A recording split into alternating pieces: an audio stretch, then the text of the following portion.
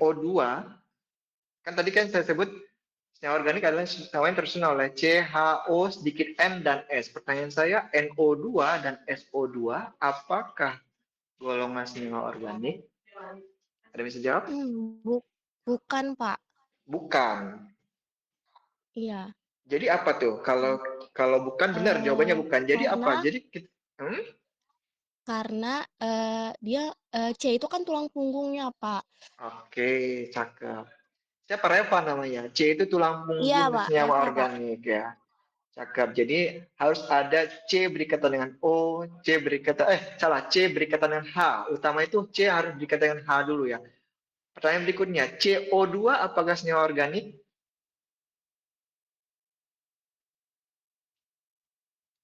Senyawa organik, Pak. Senyawa organik CO2.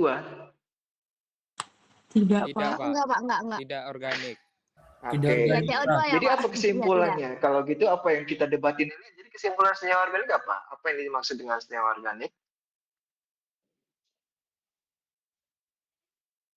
Senyawa yang memiliki ikatan hidrogen, Pak. Hidrogen, enggak, salah. Oh, enggak ya?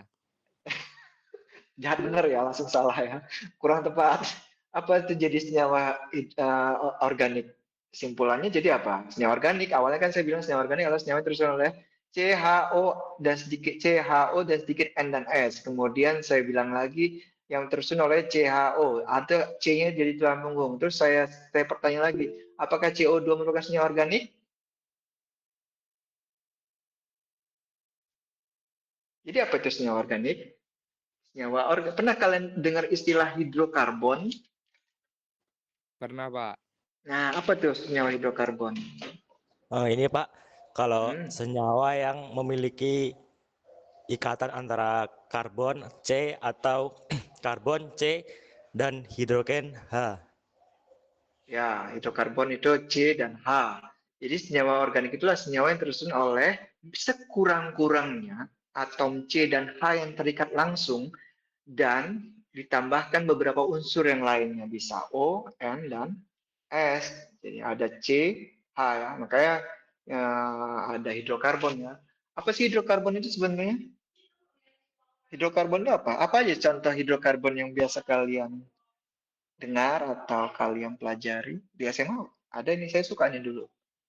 Apa hidrokarbon? Contohnya aja, contohnya. Pernah dengar metana?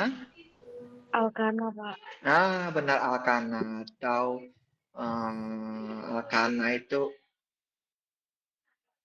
rantai panjang ya, yang alipatik ya, alipatik tanpa adanya ikatan rangkap ya, hanya ikatan tunggal, alkana ya, alkena, alkuna. Dan kalian kan pasti udah dapat di kimia dasar maupun di kimia saat perkuliahan tata nama senyawa organik alkana, ya maka alkana kan CH4, itu kan CH semua ya, itu kan dasar disebut sebagai senyawa organik. Ya. Walaupun benar tulang punggungnya C, tapi CN kan bukan senyawa organik, ya sianida, ya. Bukan ya. Nah, seperti itu. Jadi ya harus ada C dan H-nya dan beberapa unsur lainnya yang mengikat ya bisa O, S, P, ya. Biasanya itu yang terikat itu. Nah, ini adalah nanti saya kasih PPT-nya, kalian bisa tonton sendiri. History of Organic Chemistry. Nggak saya tunjukkan di sini ya, biar kalian bisa tonton sendiri. Apakah kalian memang interest atau tidak dengan materi kimia organik. Ini jadi pendalaman saja. Jadi kimia organik tadi kan ada temannya bilang tulang punggungnya itu karbon ya. C. Nah, di tata nama IUPAC ada A dan Z ya. Biasanya A itu nomor atom, Z itu nomor massa, Z itu nomor atomnya. Ya, biasanya pokoknya intinya ada sih di sistem periodik unsur itu ada yang besarnya nomor massanya di atas, ada yang nomor massanya di bawah. Intinya nomor massa lebih besar apa nomor atom yang lebih besar dalam tata nama IUPAC? Sistem periodik unsur. Yang paling besar nomor massa apa nomor atom? Nomor massa, Pak. Nomor massa ya, nomor massa. Nah, ini karbon ini di tata nama terus di sistem periode unsur itu ada di golongan 4A, golongan utama ya. Itu kan utama, B itu transisi, dan periodenya kedua. Ada yang bisa tahu periode pertama itu unsurnya apa aja? Cuma sedikit tuh, apa aja unsur di periode pertama? Nggak apa-apa, saya coba nge-refresh pendalaman kimia kalian ya, kimia dasar. Unsur yang ada di periode pertama Hidrogen apa aja? sama Hidrogen helium, Pak. sama helium, Pak. Hidrogen sama helium. Wah, Ya. pinter-pinter memang anak 25 ini ya. Mudah-mudahan terus pinter ya. Sama yang saya bilang tadi di kelas MPA, kalian bukan generasi SMA online ya. Kayaknya memang pinter-pinter ya. Memiliki 4 elektron valensi. Apa itu elektron valensi? Elektron yang berada di kulit paling luar, Pak. Kulit paling luar yang bisa digunakan bersama ya, bersama oleh atom lainnya ya, unsur lainnya gitu. Dapat terikat secara kovalen dengan atom C lainnya ya, kovalen. Apa ikatan kovalen? Nanti ada sih di slide berikutnya yang kalian dapati di kimia dasar maupun kimia SMA, apa itu yang namanya ikatan kovalen? Nggak apa ya, saya coba refresh dasar kalian ya, dasar kalian tentang kimia nanti, karena di minggu 2 sampai minggu ke-16 itu lebih banyak aplikasi. Nanti akan belajar parfum, kemudian saponifikasi, crude oil, terus biofuel, banyak ya. Apalagi yang saya ajarin itu apa ya? Saya itu ngajarin apa aja sih? Saponifikasi. Nanti itu lebih banyak aplikatifnya, lebih menyenangkan organik kimia, lebih banyak aplikatif di dunia sehari-hari ya. Ini saya ingin merefresh dulu sejauh mana sih kalian paham tentang kimia dasar. Pertanyaan saya balik lagi, apa itu namanya senyawa ikatan kovalen? Ada berapa ikatan sih di kimia? Ikatan apa aja? Ada Apa? 3, Pak. Ada 3 apa aja ikatan? Non-logam, logam, dan ionik, Pak. Logam, non-logam, ionik. Iya, Pak. Logam, Logam, non non-logam itu kovalen, Pak. Terus ada ionik, Pak. Oke, berarti logam, non logam itu kovalen ya. Oh iya, benar ya, non logam itu kovalen.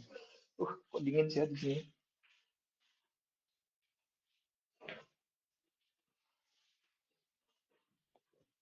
Oke, berarti masuk ke klasifikasi ke kelasnya kovalen ya, non logam itu ya. Jadi apa ikatan kovalen? Ikatan kovalen itu kayak dia kalau elektronnya itu dipakai bareng-bareng gitu, Pak. Dipakai bareng-bareng, cerdas ya, kovalen ya, bareng-bareng. Kalau ionik apa ionik?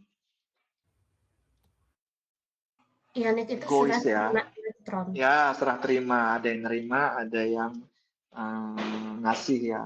Kalau saya dulu terminologinya yang egois ya. Na ngasih, Cl narik gitu ya. Jadi kan contoh ionik ya, NaCl, HCl, salah satunya melepas jadi ion ya. Namanya ionik ya. Oke, ini ada kimia organik, itu kita akan kenalan dengan apa itu orbital, terus pengisian elektron dan sebagainya. Jadi ada kulit elektron itu berhubungan dengan jumlah energi tertentu. Daud, suaramu embus. Daud, di mute di.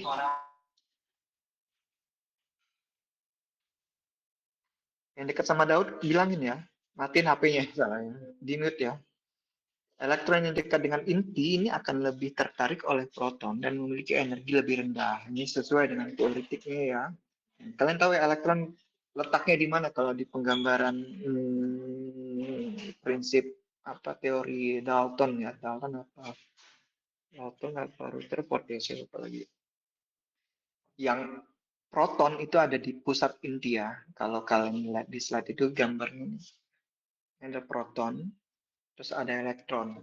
Jadi elektron yang dekat dengan inti ini kalimat kuncinya. Elektron yang dekat dengan inti, mesti nggak bisa draw.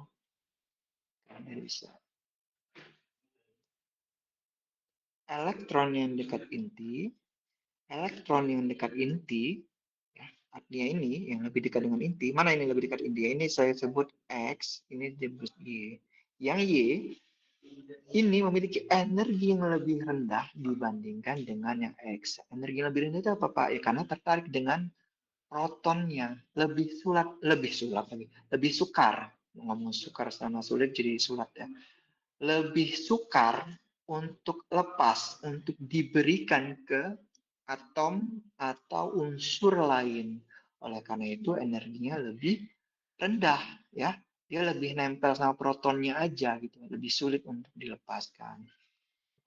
Kemudian ada teori tentang orbital atom. Apa sih orbital atom? Orbital atom adalah, saya percepat aja ya, biar nggak sama jumatannya. Orbital atom adalah bagian dari ruang di mana kebolehjadian menemukan elektronnya. Kata kunci orbital itu kebolehjadiannya. Ini dulu sudah ada orang yang Schrödinger ya. Kalau kalian pernah nonton film apa sih? Kok saya lupa sih, fisikawan yang ada di Netflix. Apa Bu Dewi? Film apa sih? Kok saya lupa. Oppenheimer. Di Oppenheimer itu ada itu tentang teoretik atom ya. Jadi kebolehjadian ditemukan elektron itu adalah yang disebut yang itu adalah definisi dari orbital. Jadi elektron sebagai subunit terkecil dari atom, ya kan dulu kan bilang kan atom adalah unit terkecil dari suatu materi. Salah ya. Karena kalau diperkecil lagi ada namanya penyusunnya adalah elektron, proton, dan neutron ya. Dan itu letaknya di mana? Elektron tersebut letaknya di orbital. Terus ada rapat elektron ya. Kebolehjadian ditemukan elektron pada titik tertentu ya, kerapatan. Ini teoretik sekali. Pak, ini bakal keluar Pak beneran di ujian ya? Enggak sih, paling tata nama ya. Saya sudah sepil ya. Nanti saya pengen tahu kalian sudah paham nggak tata nama, karena prakteknya 2 tahun ini saya ngajar kimia organik, masih ada aja yang nggak paham struktur kimia metanol ya, metana ya. Diketahui sama Pak Fauzi ya, pas ngeliat koreksi ya, ini bener metana kayak gini Bang, kata dia. Kayak gini Pak ini. Ya Allah ya. Nah, saya harap kalian ini kan bukan generasi SMA online ya. Saya rasa kalian harusnya bisa.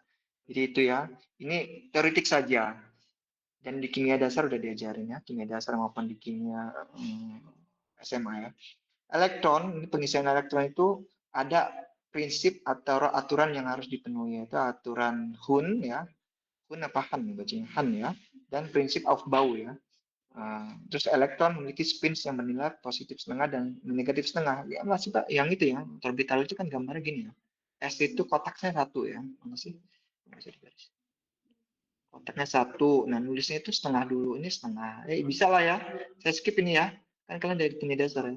Isinya setengah dulu, positif setengah, negatif setengah yang ke bawah. Terus baru ngisi ini S-nya kalau udah penuh, baru ngisi P. Ya misalnya SP2 ya. Nah, SP2 itu B ya. Kok B sih? Unsur apa sih? Nomor atomnya 4 apa? B kan benar ya? Kok saya lupa? B ya, benar ya? B ya. B kan 4 ya. S2P2 ya. Nah, misalnya 2 ngisinya kayak gini dulu gitu ya. Bukan ngisinya bukan di satu kotak yang sama, ngisi satu dulu. Nah, itu kalian saya rasa kalian udah paham ya. Spin dari partikel bermuatan akan menimbulkan momen magnet. Pasti ya, ini kan momen magnet ya. Orbital elektron itu kan bermuatan ya. Oleh karena itu pasti adanya tarik menarik gitu.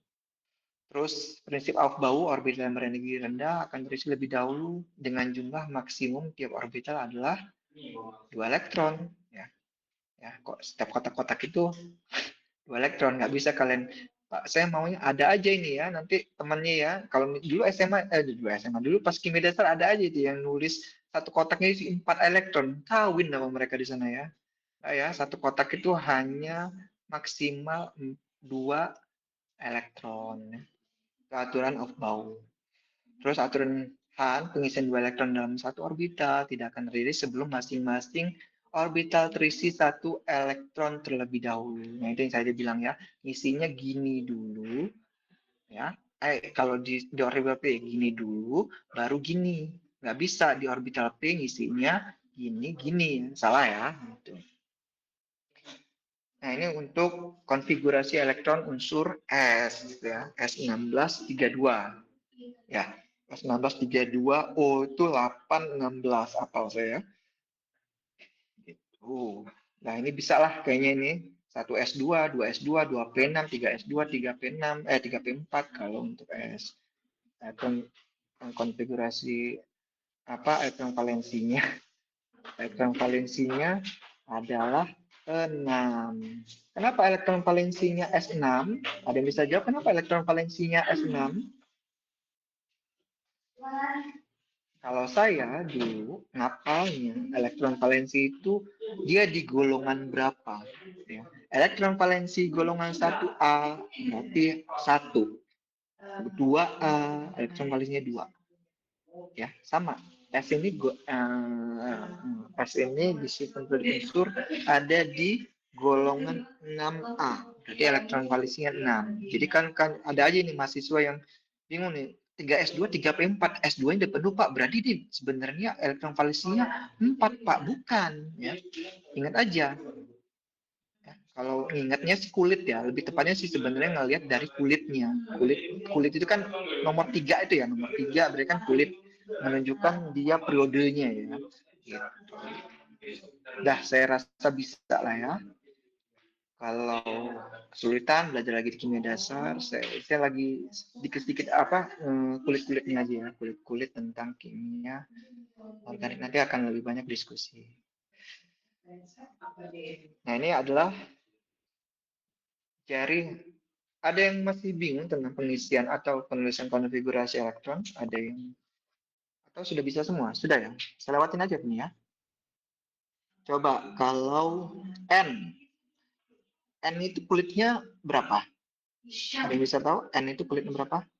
Nitrogen? Nitrogen. Kulit keberapa? Kalau saya nggak apa Pak kulit Pak. Ya udah. N itu berapa nomor atomnya? 7.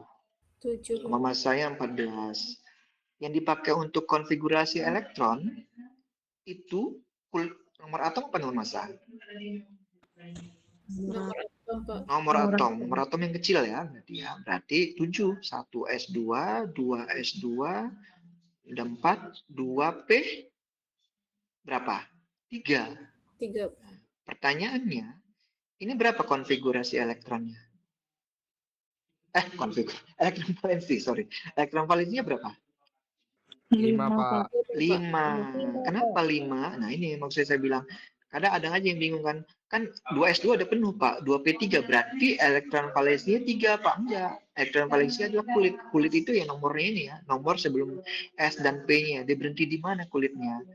Kalau ngeliat bingung, kalau kalian nggak mau ngapal, kan di ujian kan pasti dibolehin bawa tabel sistem periode unsur ya. Kali ingat aja, N itu golongan berapa, nah itu berarti elektron valensinya. Itu yang bisa digunakan untuk berikatannya.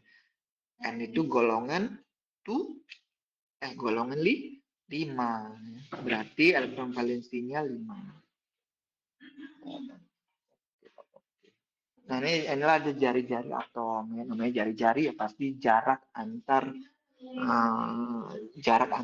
pusat dengan terluarnya. Kalau jari-jari atom ya berarti kulit terluar dari atomnya. Kalau jari-jari ikatan ya, ingat ya beda ya antara jari-jari atom sama jari-jari ikatan ya. Kalau jari-jari atom adalah kulit terluar atom tersebut dengan intinya. Kalau jari-jari ikatan atau biasa disebut panjang ikatan adalah jarak antara 2 titik. Jarak antara 2 titik ini namanya jari-jari ikatan. Kalau ini adalah jari jemari kita ya, apa sih Pak? Jari-jari atom. Jari-jari atom ditentukan dengan mengukur panjang ikatan dalam senyawa. Jari-jari atom merupakan jarak antara inti atom dengan elektron yang berada paling terluar. Semakin besar jumlah proton itu, nah ini saya pengen tahu dulu pemahaman kalian tentang elektron, proton, neutron. Sebelum saya jauh, soalnya di slide ini nggak ada proton, elektron, neutron. Apa itu proton? Apa itu neutron? Neutron aja. Nanti gini aja. Apa yang beda ya? P, jangan P. N itu 714 ya. Apa yang beda ya? P, ya, P itu 715 ya? Enggak dong. P itu 815 ya? Kok saya nggak lihat sih? Ada yang sistem predik unsur. N aja deh, N berapa N? N itu 1123 nggak sih? Ya, N itu 1123. N 1123. NA lebih tepatnya, salah saya, bukan N, NA. NA itu 1123. Protonnya berapa proton? Berapa neutron, berapa elektron? Protonnya berapa? 11 Pak. Proton 11. Neutronnya berapa? 12. Cakep, pinter ya. Elektronnya berapa elektronnya? 11 Pak. 11. juga, Pak. Jadi apa yang beda kalau neutronnya? Neutron adalah selisih nomor massa dengan nomor atom. Saya kameranya hidup nggak sih? Hidup nggak kamera saya? Tidak Pak. Tidak, Pak. Oh tidak ya, nggak apa berarti. Maksudnya tadi muka saya aneh-aneh mukanya. Saya matiin aja ya. Nah, neutron adalah selisih nomor massa dengan nomor atom. Tadi saya mau ngomong apa sih? Nah ini, semakin jumlah proton, kenapa saya nggak harus jelasin itu? Merecall ingatan kalian tentang proton, elektron, neutron itu karena ada kalimat ini, semakin besar jumlah proton. Nah, kata kunci, semakin besar jumlah proton berarti jumlah proton. Nah, inti ini proton ya. Proton. Semakin kok jadi gambar manusianya? Jadi manusia. Nah, semakin besar jumlah proton, tarikan untuk elektron, ikatan akan semakin bertambah sehingga jari-jari akan berkurang dari kiri dan ke kanan dalam sistem periode unsur. Nah, kecenderungan lebih tepatnya, kecenderungan dalam sistem periode unsur dari kiri ke kanan jari-jari akan semakin mengecil. Kenapa? Intinya sama, kulitnya sama, jumlah elektronnya bertambah. Jadi nempel dia nih, jumlah protonnya sama nih, jumlah intinya sama, jumlah kulitnya sama-sama satu, jadi jumlah elektronnya beda. Makin banyak coy, jadi nempel. Jadi oleh karena itu dalam sistem periode unsur dari kiri ke kanan jari-jari akan semakin kecil.